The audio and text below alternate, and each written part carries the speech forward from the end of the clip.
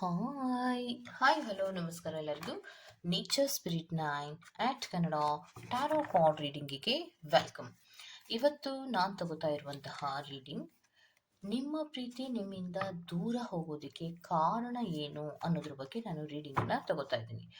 So ಕೆಲವೊಬ್ಬರಿಗೆ particular ಆದಂತಹ reason ಇರೋದಿಲ್ಲ ಅಥವಾ ಕಾರಣ ಏನು ಅನ್ನೋದು ಗೊತ್ತಿರೋದಿಲ್ಲ. ಕೆಲವೊಬ್ಬರಿಗೆ ಈ ಸಿಲ್ಲಿ ಕಾರಣಕ್ಕೆ ನನ್ನನ್ನು ಬಿಟ್ಟು ಹೊರಟೋದ್ರ ಅಥವಾ ನನ್ನ ಪ್ರೀತಿ ಬೇಡ ಅಂತ ಹೇಳಿ ಹೊರಟೋದ್ರ ಅನ್ನುವಂತಹ ಒಂದು ಆಲೋಚನೆಗಳು ಇರುತ್ತೆ. ಅಂತಹ ಕೆಲವು ಸಿಚುಯೇಷನ್ ಅಲ್ಲಿ ಇರುವಂತಹ ಕೆಲವೊಬ್ಬರು ವ್ಯಕ್ತಿಗಳಿಗೆ ಈ ರೀಡಿಂಗ್ ಅನ್ವಯ ಆಗತ್ತೆ. ಓಕೆ, ಸೊ ಇದೆಲ್ಲವೂ ಕೂಡ ಇನ್ ಜನರಲ್ ಆಗಿರುವಂತಹ ರೀಡಿಂಗ್ ಆಗಿರೋದ್ರಿಂದ ನಿಮಗೆ ರೆಸೊನೇಟ್ ಆದರೆ ಮಾತ್ರ ತಗೊಳ್ಳಿ. ಹಾಗೇನೆ ಸ್ಕ್ರೀನ್ ಮೇಲೆ ಕಾಣ್ತಾ ಇರುವಂತಹ ಒಂದು ನಂಬರ್, ಅದು ಪರ್ಸನಲ್ ರೀಡಿಂಗಿನ ನಂಬರ್ ಆಗಿರುತ್ತೆ. ಯಾರಿಗೆಲ್ಲ ಪರ್ಸನಲ್ ರೀಡಿಂಗಿನ ಅವಶ್ಯಕತೆ ಇದೆಯೋ ಅವರೆಲ್ಲರೂ ಕೂಡ ವಾಟ್ಸಪ್ ಮೆಸೇಜನ್ನು ಮಾಡೋದ್ರ ಮೂಲಕ ಪೇ ಮಾಡಿ ನಿಮ್ಮ ರೀಡಿಂಗ್ಸ್ಗಳನ್ನು ನೀವು ತಗೋಬಹುದಾಗಿರುತ್ತೆ. ಓಕೆ, ರೀಡಿಂಗ್ಗಳನ್ನು ತಗೊಳ್ಳೋದಕ್ಕೆ ಮುಂಚಿತವಾಗಿ ಪ್ಲೀಸ್ ಸೆಲೆಕ್ಟ್ ಯುವರ್ ಆಪ್ಷನ್. ನಿಮಗೆ 2 ಆಪ್ಷನ್ಗಳನ್ನು ಕೊಟ್ಟಿದ್ದೇನೆ. ನಿಮ್ಮ ಥಂಬ್ನೈಲಲ್ಲೂ ಕೂಡ ನೀವು ನೋಡಿದಾಗ ಅಲ್ಲಿಯೂ ಕೂಡ ನಾನು ಆಪ್ಷನನ್ನು ಕೊಟ್ಟಿದ್ದೇನೆ.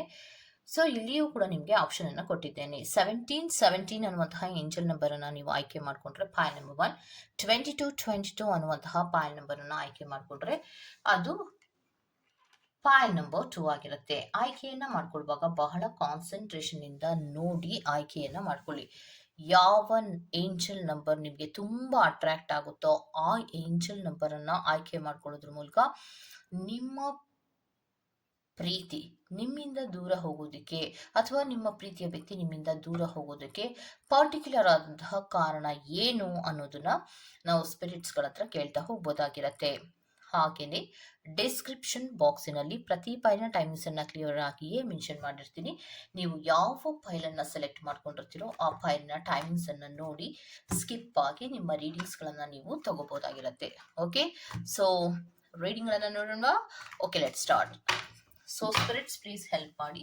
ಫೈಲ್ ನಂಬರ್ 1 1717 ಅನ್ನುವಂತಹ ಒಂದು ಏಂಜಲ್ ನಂಬರನ್ನು ನೀವು ಆಯ್ಕೆ ಮಾಡ್ಕೊಂಡಿದ್ದೀರಾ ಅಲ್ವಾ? ಸೊ ಇವರಿಗೆ ನಿಮ್ಮ ಪ್ರೀತಿ ನಿಮ್ಮಿಂದ ದೂರ ಹೋಗೋದಕ್ಕೆ ಪರ್ಟಿಕ್ಯುಲರ್ ಆದಂತಹ ಕಾರಣ ಏನು ಅನ್ನೋದನ್ನ ನೋಡ್ತಾ ಹೋಗೋಣ. ಸೊ ಸ್ಪಿರಿಟ್ಸ್ ಪ್ಲೀಸ್ ಹೆಲ್ಪ್ ಮಾಡಿ. ಓಕೆ,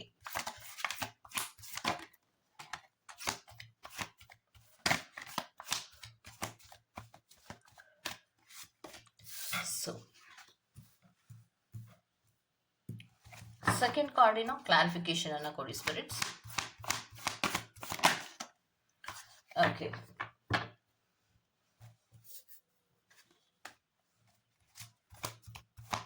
ಮತ್ತಷ್ಟು ಕಾರ್ಡ್ಗಳನ್ನು ತಗೊಳ್ಳೋದ್ರ ಮೂಲಕ ನಿಮ್ಮ ವಿಚಾರಕ್ಕೆ ಸಂಬಂಧಪಟ್ಟಂತೆ ಎಕ್ಸ್ಪ್ಲೈನ್ ಅನ್ನ ಮಾಡ್ತೀನಿ. ಓಕೆ,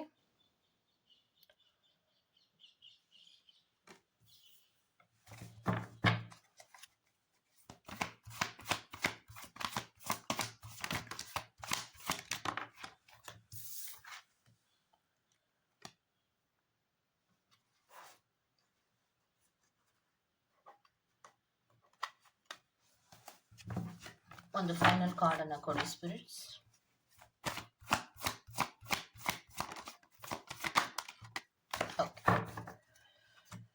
ಸೊ ನಿಮ್ಮ ಪ್ರೀತಿ ನಿಮ್ಮಿಂದ ದೂರ ಹೋಗೋದಕ್ಕೆ ಕಾರಣ ಏನು ಅನ್ನೋದಕ್ಕೆ ನಾನು ಶಫ್ಲಿಂಗ್ ಅಲ್ಲಿ ಸುಮಾರು ಕಾರ್ಡ್ಸ್ಗಳು ಬಂದಿದೆ, ಅದರ ಎಕ್ಸ್ಪ್ಲೈನ್ ಅನ್ನು ಮಾಡ್ತಾ ಹೋಗ್ತೀನಿ ನೋಡಿ. ಸೊ ಮೊದಲನೇ ಕಾರ್ಡಿನಲ್ಲಿ ನಿಮಗೆ ಟವರ್ ಕಾರ್ಡ್ ಬಂದಿದೆ. ಸೊ ಮೇ ಬಿ ಯೂನಿವರ್ಸ್ನಲ್ಲಿ ಕೆಲವೊಬ್ಬರಿಗೆ ಥರ್ಡ್ ಪಾರ್ಟಿ ಸಿಚುಯೇಷನ್ಸ್ಗಳು ಎಂಟ್ರಿ ಇದೆ. ಮೇ ಬಿ ನಿಮ್ಮ ಬಗ್ಗೆ ಇಂಟ್ರೆಸ್ಟ್ ಕಡಿಮೆ ಆಗಿರ್ಬೋದು, ಬೇರೊಂದು ಅಟ್ರಾಕ್ಷನ್ಸ್ ಅಲ್ಲಿ ಅವರು ಹೋಗಿರ್ಬೋದು. ಅಂತಹ ಸಂದರ್ಭಗಳಲ್ಲಿ ನಿಮ್ಮನ್ನ ಬಿಟ್ಟು ದೂರ ಹೋಗಿರ್ತಾರೆ. ಮತ್ತೆ ಇನ್ನೊಂದೇನು ಅಂದ್ರೆ ಆ ವ್ಯಕ್ತಿಯ ಬಗ್ಗೆ ಸರಿಯಾಗಿ ನಿಮಗೆ ಮಾಹಿತಿಗಳನ್ನು ನೀವು ಇತ್ತೀಚಿನ ದಿನಗಳಲ್ಲಿ ನೀವು ತಿಳ್ಕೊಂಡಿರೋದಿಲ್ಲ. ಅಂದ್ರೆ ಆ ವ್ಯಕ್ತಿ ಸೀರಿಯಸ್ ಆಗಿರ್ತಾರಾ ಇರಲ್ವಾ ಅನ್ನುವಂತಹ ಕೆಲವು ವಿಚಾರಗಳೇ ನಿಮಗೆ ಗೊತ್ತಿರಲಿಲ್ಲ. ಈ ಒಂದು ಕೆಲವು ಸಂದರ್ಭಗಳಲ್ಲಿ ಯಾವಾಗ ಅವರು ನಿಮ್ಮ ಪ್ರೀತಿಯಿಂದ ದೂರ ಹೋದ್ರೋ ಇಮಿಡಿಯೇಟ್ ಕೆಲವು ಆಕ್ಷನ್ಸ್ ಗಳನ್ನ ತಗೋತಾರೆ. ಅವರು ನೆಕ್ಸ್ಟ್ ಮೂವ್ ಆನ್ ಆಗ್ತಾರೆ, ಮತ್ತೊಂದು ರಿಲೇಶನ್ಶಿಪ್ಗೆ ಮೂವ್ ಆನ್ ಆಗ್ತಾರೆ. ನಿಮಗೆ ನೋವಾಗತ್ತಾ, ಬೇಜಾರಾಗತ್ತಾ, ಒಂಟಿಯಾಗಿ ಇದ್ದೀರಾ, ಅಳ್ತಾ ಇದ್ದೀರಾ, ಏನನ್ನೂ ಕೂಡ ಗಮನಿಸಿದ ಹಾಗೆ ಮತ್ತೊಂದು ರಿಲೇಶನ್ಶಿಪ್ಗೆ ಬಹಳ ಈಸಿಯಾಗಿ ಎಂಟ್ರಿಯನ್ನ ಕೊಡ್ತಾರೆ. ಆವಾಗಲೇ ನಿಮಗೆ ಗೊತ್ತಾಗೋದು ಈ ವ್ಯಕ್ತಿ ಎಂತಹವರು ಅನ್ನೋದು ನಿಮಗೆ ಗೊತ್ತಾಗುವಂತಹದ್ದು. ಮತ್ತೆ ಆ ಪ್ರೀತಿಯಿಂದ ದೂರ ಹೋಗೋದಕ್ಕೆ ಥರ್ಡ್ ಪಾರ್ಟಿ ಸಿಚುಯೇಷನ್ಗಳು ಮೇನ್ ಕಾರಣ ಆಗಿರುತ್ತೆ. ಸೊ ಇನ್ನೊಂದು ಬ್ರೇಕಪ್ ಅನ್ನ ಮಾಡಿಕೊಂಡು ಮುಂದಕ್ಕೆ ಹೋಗ್ತಾರೆ ಅನ್ನುವಂತಹದ್ದು. ಮತ್ತೆ ನೆಕ್ಸ್ಟ್ ಕಾರ್ಡಿನಲ್ಲಿ ನಿಮಗೆ ಕೊಡ್ತಾ ಇರುವಂತಹದ್ದು ಏನು ಅನ್ನುವಂತಹದ್ದಾದ್ರೆ, ಸೆಕೆಂಡ್ ಕಾರ್ಡಿನಲ್ಲಿ ಬರ್ತಾ ಇರುವಂತಹ ರೀಸನ್ ಏನ್ ಕೊಡ್ತಾರೆ ಅನ್ನುವಂತಹದ್ದು, ಹೈ ಲೆವೆಲ್ ಆದಂತಹ ಪ್ರೀತಿ ನನಗೆ ಬೇಕು, ಸ್ಟ್ಯಾಂಡರ್ಡ್ ಅನ್ನ ಮೇಂಟೈನ್ ಮಾಡೋದಕ್ಕೆ ಇತ್ತೀಚಿನ ದಿನಗಳಲ್ಲಿ ಅಭ್ಯಾಸವನ್ನ ಮಾಡ್ಕೊತಾ ಇದ್ದಾರೆ. ಸೊ ಯಾಕೆ ಅಂದ್ರೆ, ಈಗ ಇದ್ದಂತಹ ಪ್ರೀತಿಯಲ್ಲಿ ಬೋರ್ ಆಗುವಂಥದ್ದು ಇರ್ಬೋದು, ಅಥವಾ ಆ ಪ್ರೀತಿ ನನಗೆ ಬೇಡ, ನಾನೊಂದು ನೆಕ್ಸ್ಟ್ ಲೆವೆಲಿನ ಪ್ರೀತಿಯ ಕಡೆಗೆ ನಾನು ಗಮನವನ್ನ ಕೊಡಬೇಕು, ಹೈ ಲೆವೆಲ್ ಆದಂತಹ ಪ್ರೀತಿ ನನಗೆ ಬೇಕು. ಸೊ ಪ್ರೀತಿಯ ವಿಚಾರದಲ್ಲಿ ಹೈ ಲೆವೆಲ್ ಅನ್ನೋದು ಇರತ್ತಾ ಅನ್ನೋದಾದ್ರೆ, ಪ್ರೀತಿಯಲ್ಲಿ ಹೈ ಲೆವೆಲ್ ಲೋ ಲೆವೆಲ್ ಅನ್ನೋದು ಯಾವುದೂ ಇರೋದಿಲ್ಲ. ಆದ್ರೆ ರೆಪ್ಯುಟೇಷನ್ನಿನ ವಿಚಾರಗಳಿಗೆ ಬಂದಾಗ, ಮತ್ತೆ ಮೆಟೀರಿಯಲಿಸ್ಟಿಕ್ಕಿನ ವಿಚಾರಗಳಿಗೆ ಬಂದಾಗ ಪ್ರೀತಿಯನ್ನ ಅಲ್ಲಿ ಅಳೆದು ತೋಗುವಂತಹ ಕೆಲಸವನ್ನ ಮಾಡ್ತಾರೆ. ಈಗ ಮಾಡ್ತಾ ಇರುವಂತದ್ದು ಕೂಡ ಅಷ್ಟೇ. ಸೊ ಪ್ರೀತಿಯನ್ನ ಮಾಡುವಾಗ ಯಾವುದೇ ರೆಪ್ಯುಟೇಷನ್ ಬರಲಿಲ್ಲ, ಯಾವುದೇ ಮೆಟೀರಿಯಲಿಸ್ಟಿಕ್ ಗೇನ್ಗಳು, ಅಥವಾ ನೀವೆಷ್ಟು ಸ್ಟ್ಯಾಂಡರ್ಡ್ ಅನ್ನೋದು ಗಮನಿಸ್ಲಿಲ್ಲ, ಅಥವಾ ನೀವೆಷ್ಟು ಅನುಕೂಲವಾಗಿದ್ದೀರಾ ಅದನ್ನ ಗಮನಿಸ್ಲಿಲ್ಲ, ಪ್ರೀತಿಯನ್ನ ಮಾಡಿದ್ರು. ಆದ್ರೆ ಕಮಿಟ್ಮೆಂಟಿನ ವಿಚಾರಗಳಿಗೆ ಬಂದಾಗ, ಅಥವಾ ಯಾವಾಗ ನಿಮ್ಮ ಪ್ರೀತಿಯಲ್ಲಿ ಸೀರಿಯಸ್ ಆಗ್ತಾ ಹೋಯ್ತೋ, ಆವಾಗ ಆ ವ್ಯಕ್ತಿಗೆ ನನಗೆ ಹೈ ಲೆವೆಲ್ ಆದಂತಹ ಪ್ರೀತಿಯ ಅವಶ್ಯಕತೆ ಇದೆ. ಯಾಕೆ ಅನ್ನೋದಾದ್ರೆ, ಎನ್ವಿಷನಿಂಗ್ ಫ್ಯೂಚರ್ನ ದೃಷ್ಟಿಯಿಂದ ನಾನೇನಾದ್ರೂ ಕಮಿಟ್ ಅನ್ನ ಪಡ್ಕೋಬೇಕು ಅಥವಾ ಕಮಿಟ್ ಅನ್ನ ಕೊಡಬೇಕು ಅಂದ್ರೆ, ಅಲ್ಲಿ ಪ್ರಾಮಿಸ್ ಅನ್ನೋದು ಬೇಕು, ಪ್ರಾಮಿಸಿಂಗ್ ಅನ್ನೋದು ಇರಬೇಕು, ಹೈ ಸ್ಟ್ಯಾಂಡರ್ಡ್ ಆಗಿ ಇರಬೇಕು ಅನ್ನುವಂತಹ ಆಲೋಚನೆಗಳನ್ನ ಮಾಡ್ತಾರೆ. ಸೊ ಅದೇ ಕಾರಣಗಳಿಗೋಸ್ಕರವಾಗಿ ನಿಮ್ಮ ಪ್ರೀತಿಯಿಂದ ದೂರ ಆಗೋದಕ್ಕೆ ಕಾರಣ ಆಯ್ತು, ಪ್ರೀತಿಯನ್ನ ಕಳ್ಕೊಳ್ಳೋದಕ್ಕೆ ಕಾರಣ ಆಯ್ತು. ಅವರ ಆಲೋಚನೆಗಳಲ್ಲಿ ಬಹಳಷ್ಟು ವಿಭಿನ್ನತೆ ಬಂದಾಗ ನಿಮ್ಮ ಪ್ರೀತಿಯಿಂದ ದೂರ ಹೋಗೋದಕ್ಕೆ ಕಾರಣ ಆಯ್ತು. ಹಾಗಿದ್ರೆ ಅವರಿಗೆ ರಿಗ್ರೇಟ್ ಫೀಲ್ ಇದೆಯಾ? ನಿಮ್ಮಿಂದ ದೂರ ಹೋದ್ಮೇಲೆ ಆ ವ್ಯಕ್ತಿ ನಿಮ್ಮನ್ನೇ ನೆನಪಿಸ್ಕೊಂಡು ರಿಗ್ರೇಟಿನಲ್ಲಿ ಇರ್ತಾರಾ, ಅಥವಾ ನೆನಪಿಸ್ಕೊಂಡು ಅಳ್ತಾ ಇರ್ತಾರಾ, ಐಸೋಲೇಷನ್ ಅಲ್ಲಿ ಇರ್ತಾರಾ, ಅಥವಾ ನೋವನ್ನ ಪಡ್ತಾ ಇರ್ತಾರಾ? ನೋ ವೇ, ಅದ್ಯಾವುದನ್ನು ಕೂಡ ಅವರು ಮಾಡ್ತಾ ಇರೋದಿಲ್ಲ. ಬಿಕಾಸ್ ನೈನ್ ಆಫ್ ಸೋರ್ಡ್ಸ್ ರಿವರ್ಸ್ ಆಗಿ ಬರ್ತಾ ಇದೆ. ಸೊ ಇದೇನಾದ್ರೂ ಅಪ್ರೈಟ್ ಕಾರ್ಡ್ ಆಗಿ ಬಂದಿದ್ದಿದ್ರೆ ಓಕೆ, ಅವರಿಗೂ ಕೂಡ ನಿಮ್ಮ ಬಗ್ಗೆ ಒಂದು ರೀತಿಯ ನೋವಿದೆ, ಐಸೋಲೇಷನ್ ಅಲ್ಲಿ ಇದ್ದಾರೆ, ಏನಪ್ಪಾ ಪ್ರೀತಿಯನ್ನ ಕಳ್ಕೊಂಡ್ಬಿಟ್ನಲ್ಲ ಅನ್ನುವಂತಹ ನೋವಿನಲ್ಲಿದ್ದಾರೆ ಅನ್ನುವಂತಹದ್ದು ಬರ್ತಾ ಇತ್ತು. ಆದ್ರೆ ಈ ಕಾರ್ಡ್ ನಿಮ್ಗೆ ರಿವರ್ಸ್ ಆಗಿ ಬರ್ತಾ ಇದೆ. ಸೊ ಆ ವ್ಯಕ್ತಿಗೆ ಪ್ರೀತಿಯನ್ನ ಕಳ್ಕೊಂಡಿರೋದ್ರಿಂದ ಯಾವುದೇ ರಿಗ್ರೆಟ್ ಫೀಲ್ ಅನ್ನೋದು ಇಲ್ವೇ ಇಲ್ಲ. ಏನು ಐಸೋಲೇಷನ್ ಅಲ್ಲಿ ಅವರು ಇಲ್ಲ, ಲೋನ್ಲಿನೆಸ್ ಫೀಲ್ ಅನ್ನ ಮಾಡ್ತಾ ಇಲ್ಲ, ನೆನಪು ಮಾಡಿಕೊಂಡು ಅಳುವಂತಹ ಸಂದರ್ಭಗಳೇನು ಅವರಿಗೆ ಬಂದಿಲ್ಲ ಅನ್ನುವಂಥದ್ದನ್ನ ರೆಪ್ರೆಸೆಂಟ್ ಮಾಡ್ತಾ ಇದೆ. ಸೊ ಇನ್ನೊಂದೇನು ಪ್ರೀತಿಯಿಂದ ದೂರ ಹೋಗೋದಿಕ್ಕೆ ಅಂದ್ರೆ, ನೀವು ಪ್ರೀತಿಯನ್ನ ಉಳಿಸ್ಕೋಬೇಕು, ಅದನ್ನ ಬೆಳೆಸ್ಕೊಬೇಕು, ಅದರಲ್ಲಿ ಫುಲ್ಫಿಲ್ಮೆಂಟ್ಗಳನ್ನ ಕಾಣಬೇಕು ಅನ್ನುವಂತಹ ರೀತಿಯಲ್ಲಿ ವೇಟಿಂಗ್ ಲಿಸ್ಟಿನಲ್ಲಿ ನೀವು ಇದ್ರೆ, ಈ ಒಂದು ಕಾರ್ಡಿನಲ್ಲಿ ಫಿಮೇಲ್ ಬಂದಿದೆ, ಅದು ಫಿಮೇಲಿಗೆ ಅನ್ವಯ ಆಗತ್ತಾ ಅನ್ನೋದನ್ನ ನೀವು ಗಮನಿಸಬಾರ್ದು. Okay, so gender is not a matter. But ಈ ಕಾರ್ಡಿನಲ್ಲಿ ಬರ್ತಾ ಇರೋದೇನಂದ್ರೆ, ನೀವು ಪ್ರೀತಿಗೋಸ್ಕರ ವೇಟ್ ಅನ್ನು ಮಾಡ್ತಾ ಇರ್ತೀರಾ, ಬಟ್ ಆ ವ್ಯಕ್ತಿ ಪ್ರೀತಿಯಿಂದ ಮೂವ್ ಆನ್ ಆಗಿರ್ತಾರೆ. ಸೊ ಮೂವ್ ಆನ್ ಆದಂತಹ ವ್ಯಕ್ತಿಯಲ್ಲಿ ಐಸೋಲೇಷನ್ ಇಲ್ಲ, ಅಥವಾ ಬೇಜಾರಿಲ್ಲ, ಅಥವಾ ನೋವಿಲ್ಲ, ಬಿಕಾಸ್ ಆ ವ್ಯಕ್ತಿ ಮತ್ತೊಂದು ರಿಲೇಶನ್ಶಿಪ್ಗೆ ಎಂಟ್ರಿಯನ್ನ ಕೊಟ್ಟಿದ್ದಾಗಿದೆ. ಸೊ ಅಂತಹ ಸಂದರ್ಭಗಳಲ್ಲಿ ನಿಮಗೆ ಆಗಿದ್ದು ಪ್ರೀತಿಯ ದೂರವೇ ಹೊರತು ಅದರ ಮಧ್ಯದಲ್ಲಿ ಆಗಿರುವಂತಹದ್ದು ಕ್ಲಾಶಸ್ಗಳು, ಡಿಸ್ಆರ್ಗ್ಯುಮೆಂಟ್ಸ್ಗಳಾಗ್ತಾ ಇದೆ, ಒಬ್ರಿಗೊಬ್ರಿಗೆ ಮಾತಿನಲ್ಲಿ ಹೊಂದಾಣಿಕೆ ಅನ್ನೋದು ಇರೋದಿಲ್ಲ, ಕ್ಲಾಶಸ್ಗಳು ಆಗಿಂದಾಗೆ ಜಗಳಗಳಾಗುವಂತಹದ್ದು, ಮತ್ತೆ ಅನುಮಾನದ ದೃಷ್ಟಿಯಲ್ಲಿ ಮಾತಾಡುವಂತಹದ್ದು. ಈ ವ್ಯಕ್ತಿ ತಪ್ಪನ್ನ ಮಾಡಿದ್ರು ಕೂಡ ನಿಮ್ಮ ಮೇಲೆ ತಪ್ಪನ್ನ ಹೊರಿಸೋದ್ರ ಮೂಲಕ ಆ ವ್ಯಕ್ತಿ ತಪ್ಪಿಸ್ಕೊಳ್ಳುವಂತಹ ಪ್ರಯತ್ನವನ್ನ ಮಾಡ್ತಿರ್ತಾರೆ. ಸೊ ಇದೆಲ್ಲ ಕಾರಣಗಳು ನೋಡಿ ನೋಡಿ ನೋಡಿ ನೋಡಿ ಏನಾಯ್ತು, ಅಪ್ಪ ಈ ಪ್ರೀತಿ ಬೇಕಾ ಅನ್ನುವಂತಹ ಮನಸ್ಥಿತಿಗಳಿಗೆ ಬರೋದಕ್ಕೆ ಶುರು ಮಾಡಿದ್ರೆ, ಸ್ವಲ್ಪ ನೀವು ಸೈಲೆಂಟ್ ಆಗಿ ಇದ್ದಂತಹ ದಿನಗಳಲ್ಲಿ ಅವರು ಮತ್ತೊಂದು ರಿಲೇಶನ್ಶಿಪ್ಗೆ ಎಂಟ್ರಿ ಕೊಟ್ಟಿರುವಂತಹ ಸಾಧ್ಯತೆಗಳು ಇದೆ ಅನ್ನುವಂಥದ್ದನ್ನ ರೆಪ್ರೆಸೆಂಟ್ ಮಾಡ್ತಾ ಇದೆ. ಸೊ ಅದೇ 1717 ಅನ್ನುವಂತಹ ಕಾರ್ಡನ್ನ ನೀವೇನು ಆಯ್ಕೆ ಮಾಡ್ಕೊಂಡಿದ್ದೀರಾ, ಅಚೀವ್ಮೆಂಟ್ ಅನ್ನು ಮಾಡುವಂತಹ ಪ್ರಯತ್ನಗಳನ್ನ ನೀವು ಎಷ್ಟೇ ಮಾಡ್ತಾ ಇದ್ರು ಕೂಡ ಕ್ಲಾಶಸ್ಗಳು, ಮಿಸ್ಅಂಡರ್ಸ್ಟ್ಯಾಂಡಿಂಗ್ಗಳು, ಡಿಸ್ಆರ್ಗ್ಯುಮೆಂಟ್ಸ್ ಗಳನ್ನ ರೆಪ್ರೆಸೆಂಟ್ ಮಾಡ್ತಾ ಇರೋದ್ರಿಂದ ಈ ಪ್ರೀತಿ ದೂರ ಆಗೋದಕ್ಕೆ ಕಾರಣ ಆಯ್ತು ಅನ್ನುವಂತಹ ಒಂದು ಉತ್ತರಗಳು ಬರ್ತಾ ಇದೆ. ಓಕೆ, ಸೊ ಇದಿಷ್ಟು ಪಾರ್ಟ್ ನಂಬರ್ 1 ನಂಬರ್ ರೀಡಿಂಗ್ ಆಗಿರುತ್ತೆ. Go to the next part number 2. Part number 2 number 22 ಅನ್ನುವಂತಹ ನಂಬರ್ ಅನ್ನ ಯಾರೆಲ್ಲ ಆಯ್ಕೆಯನ್ನ ಮಾಡ್ಕೊಂಡಿದ್ದೀರೋ, ಸೊ ಅವರಿಗೆ ನಿಮ್ಮ ಪ್ರೀತಿ ನಿಮ್ಮಿಂದ ದೂರ ಹೋಗೋದಕ್ಕೆ ಮೂಲ ಕಾರಣ ಏನಿರತ್ತೆ ಅನ್ನೋದನ್ನ ನೋಡ್ತಾ ಹೋಗೋಣ. Okay, so spirits please help ಮಾಡಿ ಪಾರ್ಟ್ ನಂಬರ್ 2 ಅವ್ರಿಗೆ. ಮೊದಲು ಕಾರ್ಡ್ಸ್ಗಳು ಬರಲಿ. ಓಕೆ,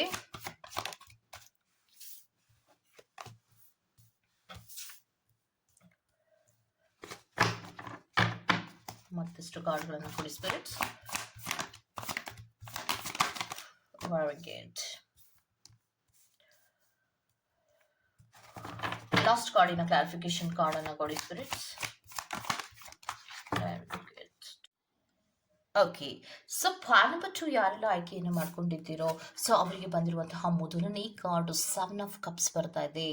ಸೊ ಕನಸನ್ನು ಕಾಣ್ತಾ ಇರ್ತೀರಾ. ಎಮೋಷನಲ್ ನೀಡ್ಸ್ಗಳು ನನಗೆ ಬೇಕು ಅನ್ನುವಂತಹ ಕಾರಣಗಳಿಗೋಸ್ಕರವಾಗಿ ನಿಮ್ಮದೇ ಆದ ಕನಸಿನ ಲೋಕದಲ್ಲಿ ತೇಲಾಡ್ತಾ ಇರ್ತೀರಾ. ಅದು ಯಾವುದು ಕೂಡ ನನಸಾಗಲ್ಲ ಅಂತ ಗೊತ್ತಿತ್ತೋ ಅಥವಾ ಗೊತ್ತಿರೋದಿಲ್ವೋ ಅದೇನು ಯೋಚನೆನೇ ಮಾಡೋದಿಲ್ಲ ನೀವು.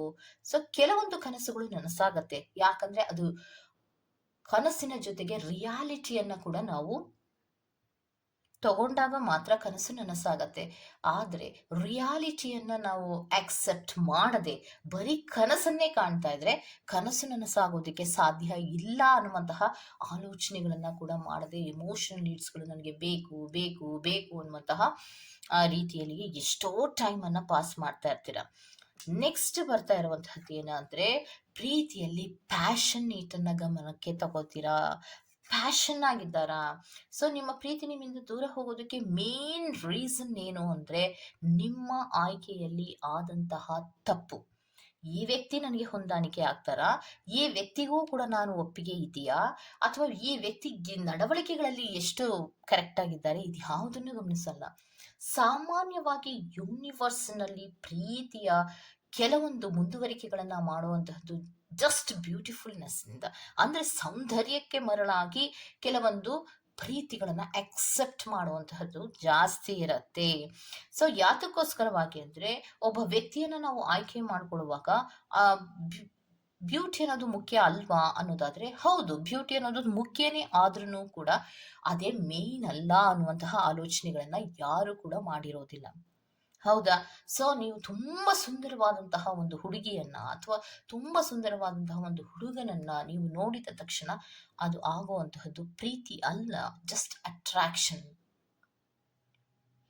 ಯಾವಾಗ ನಿಮ್ಮಿಬ್ಬರ ನಡವಳಿಕೆಗಳು ಕೂಡ ಕರೆಕ್ಟ್ ಆಗಿದೆ ಅನಿಸಿದಾಗ, ಕ್ಯಾರೆಕ್ಟರ್ನಲ್ಲಿ ಯಾವುದೇ ರೀತಿಯ ಚ್ಯುತಿ ಬಾರದ ಹಾಗೆ ನಡ್ಕೊಂಡಾಗ, ನಿಮ್ಮನ್ನ ಅವರು ಅಷ್ಟೇ ರೆಸ್ಪೆಕ್ಟಿನಿಂದ ನೋಡಿದಾಗ, ಇದೆಲ್ಲವೂ ಕೂಡ ಕರೆಕ್ಟ್ ಆಗಿದ್ರೆ ಅದನ್ನ ಸೌಂದರ್ಯ ಅಂತ ಹೇಳೋದು.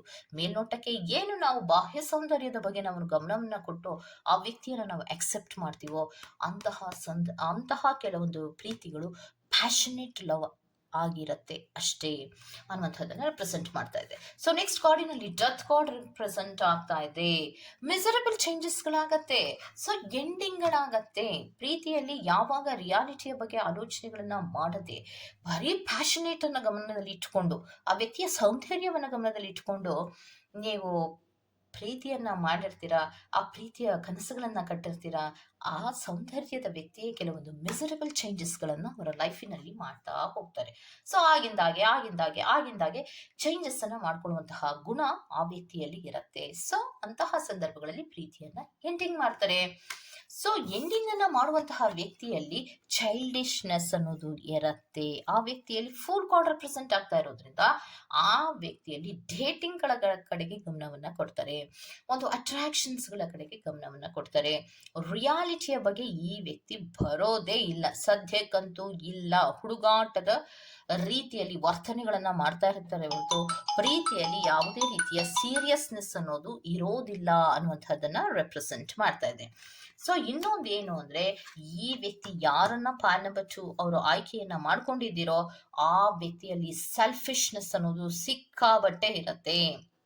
ಸೊ ನೀವು ಪ್ರೀತಿಯನ್ನ ಕೊಡ್ತಾ ಇದ್ರೆ ಆ ವ್ಯಕ್ತಿ ಪ್ರೀತಿಯನ್ನ ಕೊಡೋದಕ್ಕೆ ಸಾಧ್ಯ ಇಲ್ಲ ಅನ್ನುವಂಥದ್ದನ್ನ ರೆಪ್ರೆಸೆಂಟ್ ಮಾಡ್ತಾ ಇದೆ. ಸೊ ನೀವು ಪ್ರೀತಿಯನ್ನ ಕೊಡ್ತಾ ಇರ್ತೀರಾ, ಆದ್ರೆ ಆ ವ್ಯಕ್ತಿ ಪ್ರೀತಿಯನ್ನ ಕೊಡ್ತಾ ಇರೋದಿಲ್ಲ. ಡಿಫರೆನ್ಸ್ ಆಫ್ ಒಪಿನಿಯನ್ ಎಲ್ಲಿ ಬರುತ್ತೆ ಅಂದ್ರೆ ಸೆಲ್ಫ್ ಸಫಿಶಿಯಂಟ್ ಆಗಿರ್ತಾರೆ. ತನಗೆ ಪ್ರೀತಿ ಬೇಕು ಅಂದಾಗ ಅವ್ರು ನಿಮ್ಮ ಹತ್ರ ಬರ್ತಾರೆ. ನೀವೇನಾದ್ರೂ ಬೋರ್ ಆದಾಗ ಅವರು ನಿಮ್ಮ ಹತ್ರ ಬರೋದಿಲ್ಲ. ಪ್ರೀತಿಯಲ್ಲಿ ಈಕ್ವಲ್ ಗಿವ್ ಅಂಡ್ ಟೇಕ್ ಅನ್ನೋದು ಖಂಡಿತವಾಗಿಯೂ ಇರೋದಿಲ್ಲ. ರಿವರ್ಸ್ಡ್ ಅನ್ನ ರೆಪ್ರೆಸೆಂಟ್ ಮಾಡ್ತಾ ಇದೆ. ಹಿಂದಿನಿಂದ ಅವರು ನಿಮಗೆ ಬಯೋದಿರ್ಬೋದು, ಅವರು ದ್ವೇಷ ಮಾಡೋದಿರ್ಬೋದು, ನಿಮ್ಮ ಬಗ್ಗೆ ನೆಗೆಟಿವ್ ಮಾತುಗಳನ್ನ ಆಡೋದಿರ್ಬೋದು, ಬಹಳಷ್ಟು ಮಾಡ್ತಾ ಇರ್ತಾರೆ ಪಾಲಂಬಚು ಅವರಿಗೆ.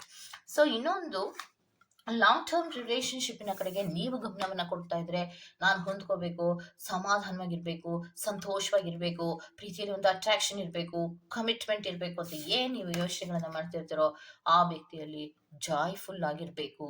ಟ್ರಯಾಂಗಲ್ ಲವ್ ಸ್ಟೋರಿ ಆದ್ರೂ ಪರವಾಗಿಲ್ಲ, ಜಾಯ್ಫುಲ್ ಕಡೆಗೆ ನಾನು ಗಮನವನ್ನ ಕೊಡಬೇಕು ಅನ್ನುವಂತಹ ಮನಸ್ಥಿತಿ ಇರುವಂತಹ ವ್ಯಕ್ತಿ ಆಗಿರ್ತಾರೆ. ವ್ಯಕ್ತಿಯಲ್ಲಿ ಪಾಲಂಬಚ್ಚು ಯಾರೆಲ್ಲ ಆಯ್ಕೆಯನ್ನ ಮಾಡ್ಕೊಂಡಿರ್ತಾರೋ ಅದರಲ್ಲಿ ಇಬ್ಬರಲ್ಲಿ ಒಬ್ಬರು ಬಹಳಷ್ಟು ಸೀರಿಯಸ್ ಆಗಿರ್ತೀರಾ, ಒಬ್ಬ ವ್ಯಕ್ತಿ ಮಾತ್ರ, ಅಂದ್ರೆ ನಿಮ್ಮ ಪರ್ಸನ್ಗಳು ಮಾತ್ರ ಸೀರಿಯಸ್ನೆಸ್ಸಿನಲ್ಲಿ ಇರೋದೇ ಇಲ್ಲ. ಡೇಟಿಂಗ್ ಗಳನ್ನ ಮಾಡ್ತಾರೆ, ಓಕೆ. ಸೊ ಒಂದು ಜಾಯ್ನೆಸ್ಸಿನಲ್ಲಿ ಇರ್ತಾರೆ, ಅಂದ್ರೆ ಜಾಯ್ಫುಲ್ ಆಗಿರ್ಬೇಕು ಅನ್ನೋದನ್ನ ಗಮನವನ್ನ ಕೊಡ್ತಾರೆ, ಚೆನ್ನಾಗಿರ್ತಾರೆ. ಆದ್ರೆ ಅವರಲ್ಲಿ ಸೀರಿಯಸ್ನೆಸ್ ಅನ್ನೋದು ಇರೋದಿಲ್ಲ. ಸೆಲ್ಫಿಶ್ ಅನ್ನ ರೆಪ್ರೆಸೆಂಟ್ ಮಾಡ್ತಾ ಇದೆ. ಯಾವ ಪ್ರೀತಿಯಲ್ಲಿ ಸೆಲ್ಫಿಶ್ನೆಸ್ ಅನ್ನೋದು ಇರುತ್ತೋ ಅಂತಹ ಪ್ರೀತಿಯಲ್ಲಿ ಒಂದು ಈಕ್ವಲ್ ಗಿವ್ ಅಂಡ್ ಟೇಕ್ ಅನ್ನುವಂತಹ ಫೀಲಿಂಗ್ಗಳ ಶೇರಿಂಗ್ಸ್ಗಳು ಖಂಡಿತವಾಗಿಯೂ ಇರೋದಿಲ್ಲ.